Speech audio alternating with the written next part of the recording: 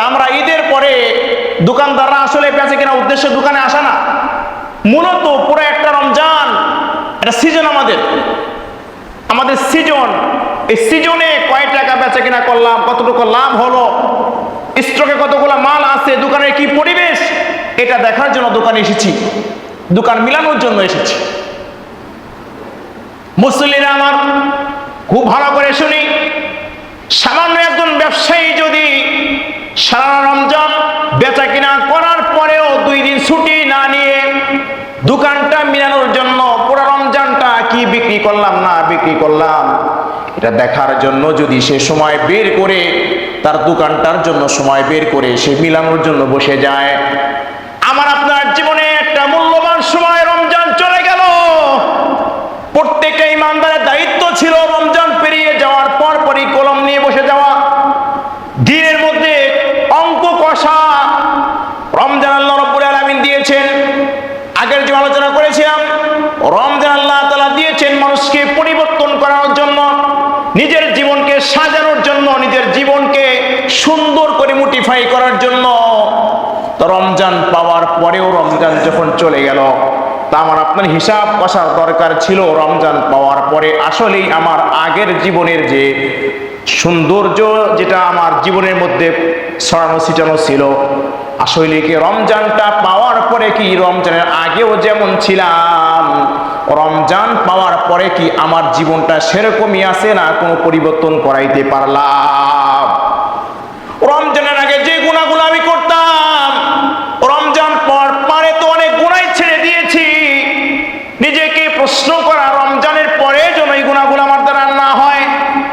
রমজানের আগে আমি যে অন্যায় কাজগুলোর মধ্যে লিপ্ত ছিলাম, রমজানের কারণে সে অন্যায় কাজগুলা ইচ্ছায় অনিচ্ছায় পরিবেশের কারণে করতে পারি নাই, আমি যেন রমজানের পরেও ওই অন্যায়গুলা আর না করি। নিজের জীবনটাকে যদি আমি সুন্দর করে সাজাই গোছায় রাখার জন্য চেষ্টা করি, তাহলে ইমানদার অবশ্যই ঈদের পরেও নিজের জীবনটা সাজানোর জন্য কিছু সময় বের করা দরকার। কিন্তু মুসলমানের বড় অভাব, ইমানের সৌন্দর্য সাজানোর মতো সময় নাই, সংসার সাজানোর জন্য অনেক ব্যস্ততা। একটা বিল্ডিং আমি আপনি দিলে পড়া দেখবেন কোথায় খাট রাখলে সুন্দর দেখা যায়, কোথায় আলনা রাখলে সুন্দর দেখা যায়, কোথায় সুকেসটা রাখলে সুন্দর দেখা যায়। প্রত্যেকটা মানুষ তার রুমগুলা সাজানোর জন্য অনেকটা সময় বের করিয়া, যারা বুঝে এদেরকে ডেকে এনে এনে দেখায়, ভাই খাটটা কোথায় বাঁধবো, সুকেসটা কোথায় রাখবো, ফ্রিজটা কোথায় রাখবো, একটু দেখায় দেন।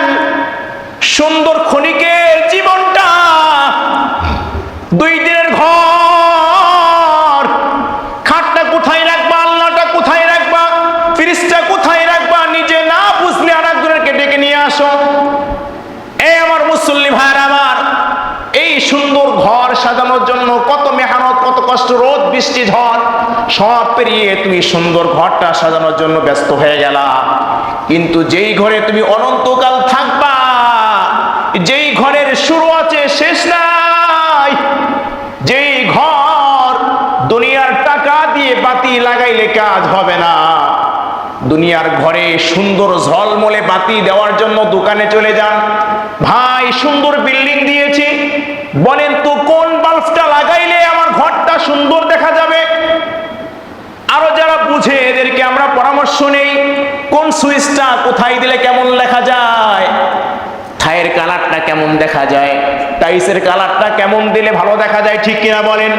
তো সামান্য দুনিয়ার ঘরকে সাজানোর জন্য ইঞ্জিনিয়ার, ডক্টর, ডাক্তার সবাই কাছে পরামর্শ নেই, কিন্তু যেই ঘরে আমাকে অনন্তকাল থাকতে হবে, ওই ঘরটাকে সাজানোর জন্য আমার আপনার কিছু সময় বের করা দরকার কিনা বলে। কিন্তু এটা নিয়ে মুমিনের কোনো পেরেশানি নাই, মুমিনের কোনো এটা নিয়ে কোনো পেরেশানি নাই।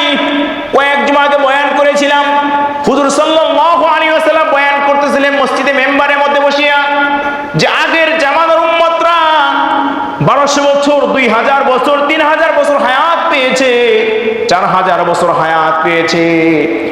এই নবীর উম্মতরা যখন জানতে পারলো শেষ জামানার উম্মতের হায়াত হবে মাত্র 60 বছর, ওই জামানার উম্মতরা তাদের নবীর কাছে প্রশ্ন করেছিল, আমরা আপনার কাছে জানতে চাই শেষ জামানার উম্মতরা কি ঘর বানাইবে নাকি, বিল্ডিং উঠাবে নাকি, এরা কি কাজকর্ম করবে নাকি, চাকরি বাণিজ্য করবে নাকি?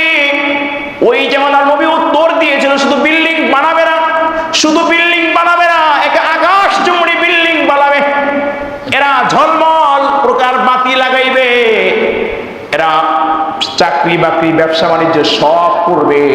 তখন তারা প্রশ্ন করেছিল, এরা কি আসলেই এগুলা করবে? নবী বলেছিল, হ্যাঁ আসলেই তারা এগুলা করবে। তখন তারা বলেছিল, যদি আমাদের হায়াত যদি এতটুকু হইতো 60-70 বছর, তাহলে আমরা ঘর বানাইতাম না, আমরা গাছের তলায় গাছের পাতা খেয়ে 60 বছর কাটিয়ে দিতাম। তাহলে বোঝেন আমাদের ঈমানের কেমন পাওয়া। 60 বছর জিন্দেগির জন্য কত তামাশা, কত কিছু, কিন্তু ওই কবর আমাকে আপনাকে প্রতিনিয়ত ডাকে, সকাল সন্ধ্যা ডেকে বলে, আব্দুর রহিম, আব্দুল করিম, এ সত্তারে রহিম আসিয়া, তুমি আমার চিন্তা করিও। সকালবেলা ঘুম থেকে উঠার পরে বলবা, না জানি আজকের জন্য আমার এই সকালটাই মনে হয় শেষ সকাল। আবার যখন রাত্রে বিছনা মাথা লাগাও, তখন আমাকে বলতে হবে, মনে হয় আজকের রাত্রটাই মনে হয় আমার শেষ রাত, মনে হয় আগামীকালের রাত্রটা আমার আর জীবনে আসবে না। প্রত্যেক দিন কবর আমাকে মনে করে দেয়, আপনাকে মনে করে দেয়, আমি কিন্তু পোকামাকড়ের ঘর, আমি কিন্তু সাপ বিচ্ছুর ঘর, আমি কিন্তু তোমার জন্য আরামের জায়গা না, আমি কিন্তু তোমার জন্য আরামের জায়গা না। দুনিয়ার মধ্যে যেই কথা বলতেছিলাম, একটা বিল্ডিং দেওয়ার পরে সুন্দর বাতি লাগানোর জন্য, টাইলসের রং দেওয়ার জন্য, সুন্দর কালার দেওয়ার জন্য কতজনের কাছে পরামর্শ চাই। তাহলে ওই সুন্দর ঘরটা সাজানোর জন্য সামান্য সময় যদি আমি আপনি কবরের ঘরটা সাজাইতে চাই, অবশ্যই অবশ্যই কবরের ঠিকানা সম্বন্ধে যারা জানে এদের কাছে অবশ্যই পরামর্শ নেওয়া দরকার। কিভাবে নেওয়া দরকার? হুজুর, কোন আমলটা করলে কবরে আলো হবে, কোন আমলটা করলে আমার কবরে শাস্তি হবে না, কিভাবে চললে আমার কবরের জাজিমটা মোটা হবে, কোন কাজ করলে আমার কবরটা জান্নাতের সাথে আলো বাতাস অ্যাডজাস্ট হয়ে যাবে, এইগুলা খুঁজে খুঁজে আমল করা দরকার।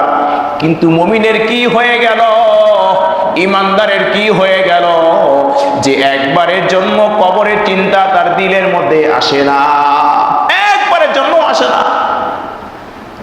আজ জুমার দিন দেখেন মহল্লার মধ্যে অনেক মানুষ ওই ব্যবসা বাণিজ্যের মধ্যে দৌড়ায়, ক্ষেত খামারের দিকে দৌড়ায়, ওই ব্যবসা বাণিজ্যের পিছনে তো সময় দিচ্ছে, ক্ষেত খামারের পিছনে সময় দিচ্ছে। কিন্তু মুমিন যদি বুঝতো এটাও আমার দরকার, কিন্তু এটা সময়ের জন্য, কিন্তু এটা আসলেই আমার যেটা আসলেই প্রয়োজন কবরের সামান, তাহলে মুমিন আজকে জুমার দিন কিন্তু আজকে মুমিন পিছনের কাতারে নামাজ পড়তো না। সাহাবায়ে কেরাম জুমার দিন আসলে কি করতো জানেন? আগের দিন বৃহস্পতিবার রাত্র থেকেই জুমার নামাজ পড়ার জন্য প্রেশানে হয়ে যেত। সাহাবায়ে কেরাম বৃহস্পতিবার রাত থেকে মিসওয়াক খুঁজতো, জমা করে এক জায়গায় রাখতো, বিবিকে বলতো আমার জন্য আগামীকাল জুমার দিন যেন আমি পিছের কাতারে না যাই, আমার জিনিসগুলো গোছায় রাখো, আমি যেন আজানের আগেই যেন মসজিদে যাইতে পারি, ইমাম সাহেবের পিছনে যেন নামাজটা পড়তে পারি। এটা হলো সাহাবায়ে কেরামের আমল। আর আমাদের আমলটা হলো ইমাম সাহেব খুতবা পড়ার আগে যেতে পারলেই হলো, খুতবার সময় তার আগে যেতে পারলেই ভালো, খুতবা যেন আমার শেষ না হয়ে যায়, খুতবা যেন আমি পাই মোটামুটি। আবার অনেকেই চিন্তা করে খুতবা শেষ হলেও সমস্যা নাই, সূরা ফাতিহা পারলেই হলো।